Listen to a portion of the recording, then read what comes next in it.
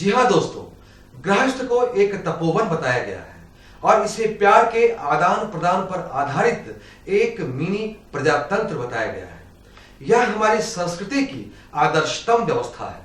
न जाने क्या नजर लगी जमाने की इसे कि सब कुछ टूट टूट कर तार तार होते देखा जा रहा है। सुप्रीम कोर्ट के न्यायाधीश के फैसले के दौरान की टिप्पणी है कि जितनी तेजी से आज घरेलू हिंसा बढ़ रही है एवं सारे समाज में तलाकों की संख्या बढ़ रही है, लगता है यह आदर्श संस्था का अस्तित्व ही खो बैठी। यह कहानी कल्पित नहीं, सत्य है।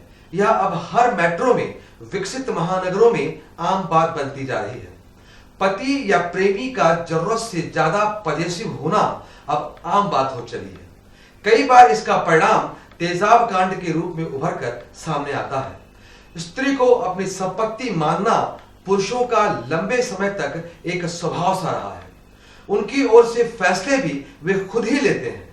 ग्राम प्रधान, सरपंच या वार्ड प्रधान नगर की पार्षद चुनी गई महिला को रिमोट कंट्रोल से उनके पति ही चलाते हैं। वे अपनी पत्नियों को निर्णय क्षमता में कमजोर मानते हैं। क्या होगा ऐसे समाज का? शुरू में ग्लैमरस जीवन शैली इतनी सम्मोहक लगती है कि फिल्मी स्तर का प्यार विकसित होने लगता है। मुखौटा शादी के बाद उतरता है, तब पति देव की वास्तविकता पता चलती है। प्रेम, नफरत, ईर्ष्या, सनक जैसी प्रवृत्तियां व्यक्तियों को, पढ़े लिखे लोगों को अपराध की तरफ ले जा रही है। वास्तव में विवाह पूर्व संबंध भी इस पवित्र संस्था गृहस्थ जीवन को तोड़ रहे हैं। चकाचौंध माहौल में होने वाली पार्टी, ऑफिस के अलावा होने वाली सोशलिज्म में अब कब किससे कहां अनैतिक संबंध बन जाए कुछ पता नहीं है। और अब स्थिति यह है कि सब जायज है, कुछ भी गलत नहीं है, यह मान लिया गया है। यह आज की आधुनिकता का संवेदना से जुड़ी संस्कारों की परंपरा पर गहरा आघात है। देखिए, मैं एक बात स्पष्ट करना चाहूँगी कि भारतीय वैवाहिक व्यवस्था जो अपनी थी वो बहुत ही सिस्टमैटिक थी और समय के साथ उसमें बदलाव आते गए। उसी का परिणाम हुआ कि हम अभी अपने आप को आधुनिक युग के कर्णधार मानते हैं और उसी युग में जी रहे हैं।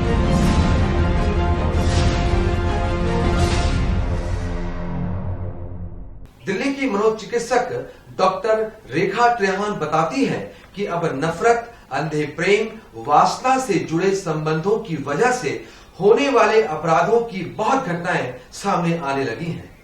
संभव है इसके पीछे एक कारण मीडिया भी हो, जो प्रिंट, इलेक्ट्रॉनिक दोनों रूपों में मायावी रूप से छाया हुआ है। पिछले दिनों घटी 2 घटनाओं की चर्चा वे करती हैं। मुंबई की एक मॉडल मनु दास राउरकेला के अविनाश से प्यार करती थी, लेकिन मुंबई आने के बाद वही दुनिया बंधन लगने लगी। मॉडलिंग का आकाश बहुत बड़ा होता है, उसमें अब अविनाश की जगह नहीं थी। ऐसा आभास होते ही वह उससे प्यार नहीं करती। अविनाश ने मून की मां और मामा की हत्या कर खुद को गोली मार दी। यह असुरक्षा का भय था या अपरिपक्व प्यार, जिसमें एक व्यक्ति की हताशा इस रूप में निकली। देखिए, बहुत से लोग आत्महत्या जो करते हैं उसका कारण बताते हैं रिलेशनशिप का टूट जाना। रिलेशनशिप आजकल एक ऐसा शब्द है जो नया चल पड़ा है, जिसमें बहुत से लोग शारीरिक या सौंदर्य के आकर्षण में आके और ऑपोजिट सेक्स के साथ रिश्ते बना लेते हैं, महिलाएं भी और पुरुष भी। वो रिश्ते लंबे नहीं चल पाते हैं। कई बार एक तरफा आकर्षण होता है, जैसे एक जना तो आकर्षित है लेकिन दूसरा जो है वो उसको मालूम ही नहीं है बेचारे को। और वो महिला हो चाहे पुरुष हो, कि साहब मैं तो जानता ही नहीं हूँ, एक साथ पढ़ने वाला लड़का है और या साथ पढ़ने वाली लड़की है, अब उसके मन में मेरे प्रति क्या भावनाएं हैं इसकी मुझे जानकारी नहीं है। तो वो व्यक्ति जो है और हाँ, या तो वो आत्मघाती प्रयास करता है या फिर आक्रामक हो जाता है। प्रेम विवाह के बाद पति या पत्नी की हत्या अथवा तलाक लेकर अलग हो जाना अथवा रोज चलने वाले झगड़े, यह सब आज भारत के 40 से 50% शहरी महानगरीय मेट्रो आबादी में सामान्य सी बात हो गई। धीरे धीरे यह छूत का रोग कस्बों व गांवों में भी फैल रहा है। अवसाद, उत्तेजना जैसे मनोरोग तेजी से फैल रहे हैं। दाम्पत्य जीवन चाहे प्रेम विवाह पर आधारित हो या अरेंज्ड मैरिज पर, आज खतरे में है। इसमें इनकी संतानों का क्या होगा, यही सोचकर दिल कांप जाता है। पश्चिमी सभ्यता के हावी होने के साथ साथ हम संयुक्त परिवार के टूटने की प्रक्रिया चली, न्यूक्लियर फैमिली की तरफ चले, और उसके बाद जब हम मेटरिस्टिक युग की तरह, तो शादियों के रिश्ते भी कहीं ना कहीं अपने अपने स्वार्थ, अपने अपने हित और अपने सुविधा के कारण से होने लगे। उसमें विवाह विच्छेद की घटनाएं भी बहुत तेजी से बढ़ी, और ऐसे भी परिवार हैं जिसमें विवाह के बाद बच्चे हो गए, बच्चे के बाद विवाह विच्छेद हुआ। ऐसी स्थिति में निश्चित रूप से उन बच्चों का करियर चौपट होता है, उनका चाहे शैक्षणिक हो, आगे का करियर का विषय हो, नौकरी का हो, सामाजिक परिवेश हो, इन सब से उनको विमुख होना पड़ता है। बहुत सारी घटनाएं ऐसी हैं जब संस्कार की बात पूरी नहीं होती तो उन बच्चों में कहीं ना कहीं कुछ अवगुण आते हैं, कुछ आपराधिक वृत्तियां भी खड़ी होती हैं। इनमें से ही कई तरह की अलग जो गैर सामाजिक गतिविधियां उनके बढ़ने की बात भी होती है। मुझे लगता है कि सबका एक सुधार हो सकता है कि हम मूल के ऊपर लौटें, अपने परिवारों पर ध्यान दें, संस्कारों पर ध्यान दें, और उस सब से मिलकर के संयुक्त परिवार की जो अपनी कड़ी थी उस पर एक बार पुनः खड़े होंगे तो भारत एक मजबूत भारत बनेगा। आज की नारी स्वच्छंद है, स्वावलंबी है। स्त्री सशक्तिकरण ने स्थिति बदल दी है।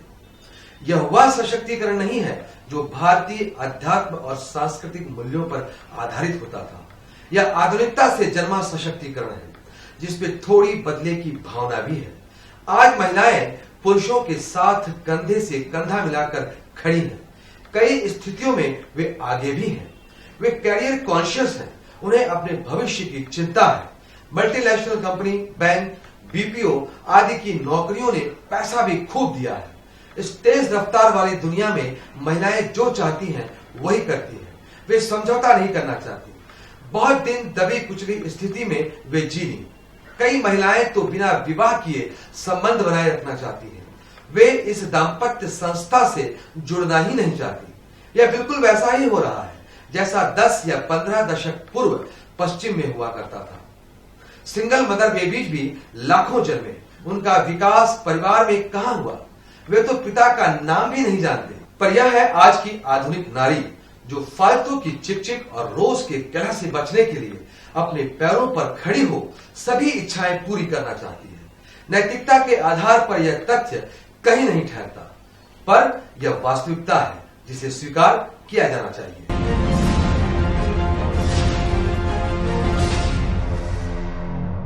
विवाहेतर संबंधों के पीछे मनोवैज्ञानिक कारण यह बताते हैं कि जीवन शैली में बदलाव संबंधों में टकराहट का कारण बनता है।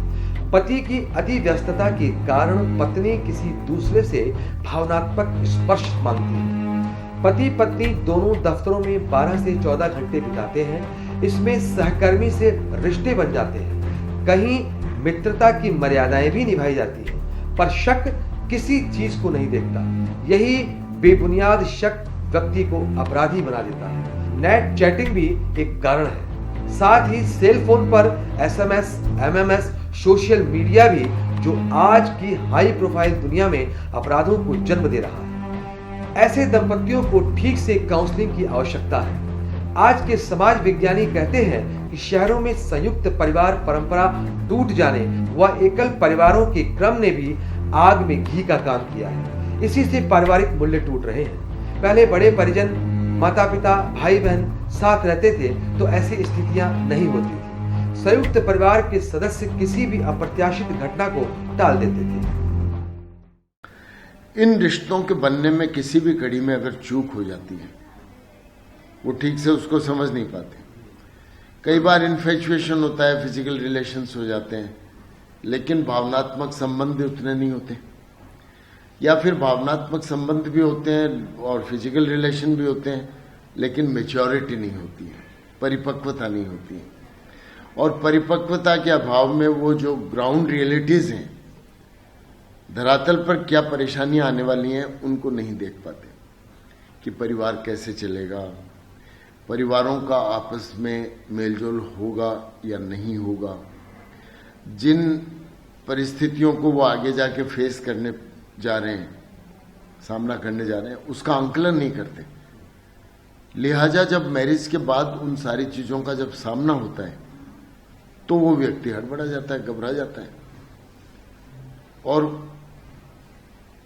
अपेक्षाएं एक दूसरे से स्वाभाविक रहेंगी और उन अपेक्षाओं की जब पूर्ति नहीं होती है तो आत्मघाती या आक्रामक रवैया अपना लेता है कोई भी एक लाइफ का बहुत बड़ा प्रोसेस है। वहाँ आप अगर अपने सक्सेस हैप्पी फैमिली लाइफ को कन्वर्ट नहीं कर पाते हैं हैप्पीनेस में तो नेचुरली डिप्रेशन आएगा। और लड़कियाँ इतने स्ट्रेस में जीती हैं, इवन लड़के भी, मैं केवल लड़कियों की बात नहीं करूंगी, लड़के भी, चूंकि देखिए प्राइवेट सेक्टर हो या गवर्नमेंट सेक्टर हो, काम के लिए इतना स्ट्रेस है, जॉब की बहुत अनसिक्योरिटी है, कहीं जॉब 100% सब सिक्योर नहीं है, तो बहुत सारे स्ट्रेस लेके आज का युवा वर्ग जी रहा है, जिसमें पैसे का भी स्ट्रेस है, वर्क का भी स्ट्रेस है, फैमिली का भी स्ट्रेस है। तो ये सारे कारण जल्दी डिप्रेशन में आते हैं। पहले के लोग सब चीज झेल जाते थे, आजकल के लोगों में स्ट्रेस की क्षमता, सहने की क्षमता बहुत कम हो गई है, जिसके कारण लोग डिप्रेशन में आते हैं। डिप्रेशन के बाद वही नेक्स्ट स्टेप होता है जो अपने आप को खत्म कर लो। पर अब सारे हालात बदल गए हैं।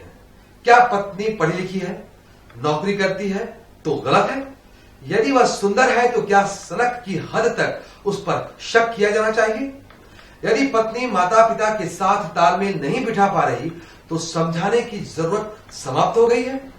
यदि पत्नी को बच्चा नहीं हो रहा तो तलाक लेना, उसे मारना पीटना यही एकमात्र तरीका है? इन सभी प्रश्नों के बीच घरेलू हिंसा, नफरत से उपजे अपराधों के कारण तथा दलकते दाम्पत्य जीवन में मूलभूत समस्याओं को समझने का प्रयास किया जाना चाहिए। भले ही हम बदलती परिस्थितियों में जी रहे हों, पर विवेकशीलता, समझदारी, संवेदनशीलता कहां चली गई? परिवार संस्था को उस तरह दांव पर लगाकर सुसंस्कारिता और राष्ट्रीय चरित्र से तो समझौता नहीं किया जा सकता। देखिए, एकाकी जीवन हम जिएंगे और live in relationship without marriage, ये बड़े शहरों में एक आम फैशन बन गया है। युवा युवती जो है वो साथ रहना चाहते हैं, लेकिन दाम्पत्य के बंधन में नहीं बंधना चाहते, बच्चे पैदा नहीं करना चाहते, और कुछ समय बाद उनमें विछोह हो जाता है। ये भी परिस्थितियां काफी बड़े शहरों से आ रही हैं। मैरिज इज एन इंस्टीट्यूशन, विवाह जो है एक संस्था है, और दो लोगों के बीच का जो संबंध है वो हमारे परिदृश्य में, देखिए पाश्चात्य संस्कृति में तो क्या है कि जैसे ही व्यक्ति 18 साल का होता है तो पेरेंट्स कह देते हैं भाई तुम 18 के हो गए, तुम घर से बाहर जाओ। भारत देश में इंडिपेंडेंस प्रमोट नहीं की जाती, यहां डिपेंडेंस प्रमोट की जाती, निर्भरता। स्थिति यह रहती है कि 50 बरस का व्यक्ति जिसके अपने बच्चे हैं, उसको भी जब उसके पिता स्टेशन पे छोड़ने के लिए जाते हैं तो ऐसी हिदायतें देते हैं कि बेटा देख उतरना मत डिब्बे से, और ध्यान रखना गिर नहीं जाए, और अपना जर्नी का ख्याल रखना, वहां पहुंचकर मुझे सूचना दे देना। एक 75 साल का पिता अपने 50 वर्ष के पुत्र को कहता है। अब आप देखिए हास्यास्पद स्थिति तो है, वो भी अपने बच्चों को कहता है, लेकिन वो 50 वर्ष का व्यक्ति उसका विरोध नहीं करता अपने पिता का, वो कहता है ठीक है पिताजी मैं ध्यान रखूंगा और आप चिंता नहीं करें। This is dependence. एग्जाम्पल दिया मैंने आपको। एक्चुअल में देखिए बच्चे पढ़ने लिखने लग गए, लड़कियां खुद डिसाइड करने लगी कि मेरा जीवन साथी कौन होगा, और ये अच्छी बात है, ये बढ़ते हुए समाज का एक उदाहरण है। लेकिन जो हमने महसूस किया कि लड़का और लड़की दोनों में ही पहले एक विवाह होता था, उसके साथ पूरा परिवार बंधता था। विवाह बंधन में केवल लड़का लड़की का विवाह नहीं होता था, पूरे लोगों का होता था, सबकी अकाउंटेबिलिटी होती थी, सबकी रिस्पॉन्सिबिलिटी होती थी। अब लड़का लड़की तय करते हैं, मान लीजिए लव मैरिज या अरेंज मैरिज भी है, तो वो दोनों में जो सहनशीलता या एक ईगो जिसको कहते हैं, दोनों में भरपूर ईगो होता है, और उनको उस ईगो क्लास के कारण कहीं ना कहीं उनकी फैमिली टूटती है। और अगर लव मैरिज को आप जो कह रहे हैं कि उसमें ज़्यादा चांसेस है, तो क्योंकि उसमें फैमिली की अकाउंटेबिलिटी नहीं होती है कि आपने शादी की, आप जानो, आपका काम जाने, तो तुरंत बिखर के सड़क पे आ जाते हैं और इससे दरकते हुए दिखते हैं। धारा 498A का दुरुपयोग नहीं होना चाहिए। अदालतों में तलाक के मुकदमे न सिर्फ युवा जोड़ी को आर्थिक, शारीरिक और मानसिक रूप से कंगाल बना देते हैं, वरन उनका सुनहरे भविष्य के साथ भावी पीढ़ी और देश का भविष्य भी कंगाल कर देते हैं। नारी को बहुत समय से पतिव्रत धर्म की शिक्षा दी जाती रही है। अब समय आ गया है कि पुरुष भी पत्नीव्रत धर्म का पालन करें। पत्नी को अगर स्वजन और सुहृदय माना गया है तो उसके साथ क्रूर खिलवाड़ नहीं होना चाहिए। नारी को भी नर स्तर का एक पूर्ण मनुष्य हमें मानना होगा। साथ ही नारी को भी पारिवारिक संबंधों की नाजुकता को समझकर आज की आधुनिकता के साथ चलने का प्रयास करना होगा। भारतीय मूल्यों व संस्कृति को बचाने की ज्यादा जिम्मेदारी महिलाओं पर ही है। इसमें हमने जो देखा, आयोग के नाते जो हमने महसूस किया, जो हमारे पास केसेस आते हैं कि देश के कानून में महिलाओं को बहुत लिबर्टी मिली हुई है। बहुत सारे कानून ऐसे हैं जो महिलाओं को सशक्त भी करते हैं और बहुत सारी चीज़ों से उनको ताकत भी मिलती है। लेकिन इसी का परिणाम दूसरी तरफ यदि हम देखें कि हमारे रिश्ते में कहीं करवाहट या कहीं तलाक के जो केसेस बहुत ज़्यादा हो रहे हैं, उसके पीछे परिणाम ये है कि आजकल जो लड़की वाले, जिसको वधू पक्ष हम लोग कहते हैं, वधू पक्ष का वर पक्ष पे बहुत ज़्यादा हस्तक्षेप होता है। हम लोग अपनी काउंसलिंग में, आयोग में ये पाते हैं अक्सर कि लड़की की माँ या लड़की के पिता के कारण डिस्प्यूट है। लड़का लड़की एक दूसरे को बहुत चाहते हैं, उनमें कोई इशू नहीं है, लेकिन लड़की की माँ ने ये कह दिया या लड़की के पिता ने ये कह दिया, उसको इश्यू बना के। हाँ, और बेटी को जितना मतलब देखिए, बहुत पढ़ा लिखा देना बहुत अच्छी बात है, लड़की को एजुकेट कर देना बहुत अच्छी बात है, लेकिन होम एजुकेशन भी बहुत बड़ी जिम्मेदारी है पेरेंट्स के लिए, जो शायद वो नहीं मिल पा रहा। और यही कारण है कि हस्तक्षेप। और मैं बार बार आयोग के अध्यक्ष होने के नाते यही कहती हूँ कि जब बेटियों को बसने भेजते हैं, मैंने दूसरे घर की और कन्यादान करके विदा करते हैं, तो थोड़े दिन उनको उस हालात में रहने दीजिए। आपको रखना ही है तो जिंदगी भर बेटियों को रख लीजिए ना। तो ये इंटरफेरेंस बिल्कुल पेरेंट्स का बंद होना चाहिए। हम समझदार बेटी दे रहे हैं, नाबालिग बेटी नहीं दे रहे हैं। तो ये सारी चीजें जब हम 18 साल के बाद शादी करते हैं, मैच्योर करके करते हैं, तब आवश्यकता नहीं है कि लुक आफ्टर शादी के बाद की जाए। इस हाई प्रोफाइल दुनिया में तकनीकी हमारे पारंपरिक प्यार, आत्मीयता को तो नहीं छीन रही, यह नारी को भी देखना होगा। वासना पर नहीं, परिष्कृत भावनाओं पर आधारित संबंध भी स्थायी रहते हैं। ऐसे वातावरण में पले शिशु भी संस्कारवान एवं मेधावी होते हैं। पश्चिम का जो एक कल्चरल शॉक हमारे ऊपर आधमका है, उससे प्रभावित ना होकर हमें सौहार्दपूर्ण जिंदगी जीने का स्वरूप बनाना होगा। देव परिवारों का निर्माण करना होगा। जब यह होने लगेगा तो पारिवारिक जीवन वास्तव में एक तपोवन के रूप में होगा, जिससे सहिष्णुता, संयम, सेवा एक धूर के रूप में होंगे। चिंता की बात है हमारे देश के लिए, क्योंकि ये बच्चे हमारे अगली पीढ़ी है, भावी पीढ़ी। हम देश के साथ भी बहुत अन्याय कर रहे हैं। अपने ईगो के चक्कर में अगर माँ बाप बिखरते हैं, घर उनका टूटता है, तो वो बच्चे कहाँ जाएंगे? या तो कई बार तो ये भी देखने को मिला है कि वो पुलिस कस्टडी के थ्रू किसी फिर सरकारी संस्थाओं में जाते हैं वो बच्चे, तो उनका भविष्य तो बिल्कुल मैं कहूँगी बेकार हो जाता है। क्योंकि जो बचपन माँ के गोद में या पिता के साये के ऊपर चलना चाहिए, वो सरकार के किसी आश्रम में या किसी जगह बच्चे पल रहे हैं। तो हम भविष्य के बच्चों के भविष्य के साथ खिलवाड़ कर रहे हैं, देश के भविष्य के साथ खिलवाड़ कर रहे हैं। ये बहुत सारी चीजें हैं। और एक मैं कहती हूँ ना कि एक पति पत्नी में तलाक नहीं होता है। अगर उनके रिश्ते टूटते हैं तो कई संबंधों में तलाक एक साथ होता है या बिखराव एक साथ आता है। बच्चे भी हो गए, पुराने भी लोग, कितने लोग शिकार होते हैं। तो ये तो दुखदाई है, क्योंकि नई पीढ़ी के लिए तो मुझे लगता है कि जो सबसे आवश्यक है, आयोग की काउंसलिंग के बाद जो मैंने महसूस किया, मुझे लगता है कि पेशेंस बहुत ज़रूरी है और मेंटल पीस मुझे लगता है जो बहुत ज़्यादा आज नहीं है, हम में भी नहीं है, आप में भी नहीं होगा और यूथ में तो बिल्कुल ही नहीं है मेंटल। तो थोड़ा मेडिटेशंस वगैरह भी, इस ओर भी सब लोग ध्यान दें, तो मुझे लगता है कि कुछ ना कुछ चेंजेस आएगा। परिवार वास्तव में एक प्रयोगशाला है। इसके सभी सदस्य एक दूसरे के गुण, कर्म, स्वभाव को परिष्कृत करने का प्रयत्न करते हैं। संयमशीलता एवं आत्मानुशासन का पाठ सभी को सीखना होगा। सुसंस्कृत वातावरण बनाने में बड़े बूढ़ों की भी भूमिका हो। नियमित रूप से पारिवारिक गोष्ठी हो। कम से कम सप्ताह में 1 या 2 बार टेलीविजन बंद कर सभी एक दूसरे से बात करें, घुले मिलें, हंसें। कभी बाहर वन विहार के लिए जाएं, बजाय मॉल की यात्रा करने की। संभव है ऐसा होने लगेगा तो जो दाम्पत्य जीवन में दरारें आ रही हैं, एक खतरा दिखाई दे रहा है, वह शीघ्र ही दूर हो जाएगा। हमें ऐसी ही प्रेरणाएं देनी होगी। सब कुछ पाना है हमें, बहुत कम समय में पाना है। यही सोच के साथ आज का यूथ आगे बढ़ रहा है। वो 20 साल की उम्र में ही 40 साल जी लेना चाहता है। मैं उसकी बिल्कुल सख्त विरोधी हूँ कि उम्र के साथ सब चीज़ हासिल होती है। बचपन को पूरे बचपन के तरीके से जिए, जवानी को बिल्कुल जवानी की तरह जिए और फिर बुढ़ापे को उसी। आप 20 साल की उम्र में ही इतना काम कर लेते हो कि 40 साल की फीलिंग आप में आती है और वहीं से आप डिप्रेशन, बिखराव, और किसके लिए कर रहे हैं? हम अपने परिवार के लिए तो कह रहे हैं। भारत की सबसे बड़ी ताकत विश्व में जो मानी जाती है वो पारिवारिक व्यवस्था मानी जाती है। अगर हम बहुत बड़े कंपनी के किसी CEO हो भी गए, यदि आपके आगे पीछे आपका परिवार नहीं, आपका बच्चा नहीं, तो आपने जीवन में क्या हासिल किया? तो इस चीज़ को अगर बगैर हासिल किया आप बहुत बड़े कंपनी के CEO भी बन जाओगे तो आप सफल व्यक्ति नहीं कहे जाओगे। इसलिए अगर सफल व्यक्ति बनना है, इन अपने विचारधारा को लेके, अपनी संस्कृति को लेके आप आगे बढ़िए। देखिए तरक्की और उन्नति कैसे होती है।